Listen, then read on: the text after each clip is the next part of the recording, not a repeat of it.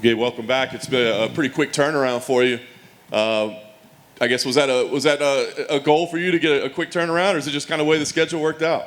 I mean, I love to fight, man. I usually stay pretty active. I wasn't able to do that with my first and second year in the UFC, but I mean, that's what I used to do all the time. And the only thing that stops me from being active is injuries. I've been able to stay away from those. And yeah, I mean, now, as long as I'm not hurt, I'm going to be in here. Nice. I was going to ask you, it's the first time you've been able to do this in a while over the last couple of years. So I guess how did your body respond? I mean, is it been like, oh man, maybe we should have taken a little more time off, or is it like, oh no, we're dialed in now? Nah, yeah, I'm super dialed in. I'm ready to rock. My body's just like it's hungry. It wants another fight, and I'm here for it. They keep tossing you these undefeated prospects, right? I mean, what are your thoughts on this matchup when they give you names like that? I mean, I really don't worry about any of that stuff. I live in the gym. I stay there. I grind. And, I mean, I got a lot of faith, so God's plan, whatever Jesus brings towards me, I'll praise the Most High. We just going to go get it. Do you enjoy the role at all? Or maybe like kind of being the underdog or kind of being the guy that people, the attention's on the other guy? I mean, it'd be cool to have a little bit of respect on my name, but I mean, yeah, I'm not worried about it. I haven't been around the UFC that long. I haven't fought too many people. So, I mean, respect is earned, and hopefully I earn a little bit more this fight. And here you are, like you said, early in your career, but T-Mobile Arena, packed crowd, International Fight Week. I mean, does this feel like a big moment in your career? Yeah, I mean, I haven't fought in front of a live crowd since 2018. Everything's been at the Apex, and I absolutely love a live crowd. So, I mean, just having people actually there in the audience, I think it's going to make me be an even better me than anyone's ever seen. Nice. Last thing for me, I mean, goal here, obviously you want to win, but do you feel like this is that opportunity maybe to get that respect that maybe you don't have right now, or what is your goal in this fight? I mean, my goal is just to go out there and, do what I'm capable of, or even, past what I'm capable of, rising to a new level. I mean, like I said, at the end of the day, God's plan, you know what I'm saying? So He wants me to win, I'm going to win. So let's go see. Gabe, over here. What have you made of Ian's first couple of fights in the UFC? I'm sure you've watched some tape. What have sort of your assessments of him as an opponent? I mean, he's in the UFC. He doesn't suck. He's good. He has skills. His opponents weren't super good in my opinion. So, I mean, it's going to be interesting to see, how he deals with me, who I think is a step up in competition compared to who he's fought so far. And just how much confidence do you have coming off that last win, knocking out Johan Leines, who previously undefeated? You must be feeling good going into this fight, having all that momentum. Yeah, I mean, like I've mentioned before, God's plan, it's not even about momentum. At the end of the day, I got a bunch of faith, and, like David versus Goliath, I'm not scared or worried about anybody. God's got my back, so I'm in there. And just last one for me, at the top of your division, we have that welterweight title fight between Kamaru Usman and Leon Edwards, their rematch. I'm just curious how you think that fight plays out. I think Usman takes it. I mean, Leon, he can grapple. I think Usman grapples a little bit better. And then, his striking's just above Leon's too. So, I mean, I'll be watching. Gabe, back here. Back here. All right. There you are. How's it going? John had mentioned when he asked you about just fighting these undefeated prospects and kind of putting you in that role, but there's a little bit of sizzle on Ian right now. There's a little bit of hype behind him. What was your reaction when you got the name initially? Were you like, ooh, this is a good one, or was it just another name to you? It's real funny, actually. Right after my last fight, after I beat Johan, one of my teammates, Josh Jones, was like, you should fight this Ian Gary kid next.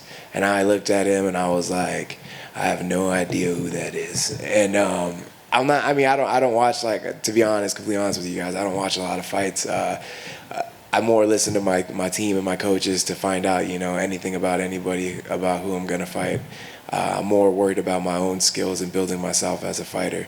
But yeah, I mean, he mentioned it and I was like, yeah, man, he gave me little details on him. I'm like, yeah, super cool. And then I told the UFC I was ready to fight, whenever, just let me know.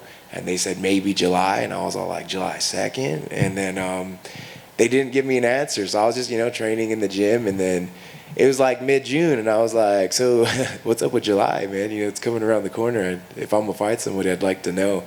And my manager came back to me 2 days later and was like, Ian Gary. I was like, you know what? That name's very familiar. Yeah, let's take it. So, I mean, yeah, I'm stoked about it.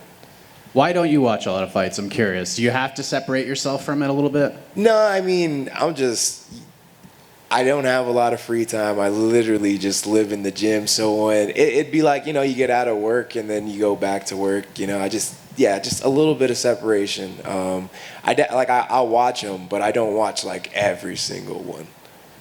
And then Ian's obviously getting ready for this fight. He's trying to make his name a little bigger against you. What's the biggest thing you're going to bring to the table that no matter what Ian tries to do or how much he's prepared for you, that he's just not going to have any answer for? At the end of the day, I just bring a fight. You know, if you're in the UFC and you're signing that contract, you should definitely be ready to have a fight. But it seems like sometimes guys just don't bring it, you know. And if there's one thing that you can guarantee if you sign a contract with my name on it, it's I'm going to be there, and I'm going to be there to fight you.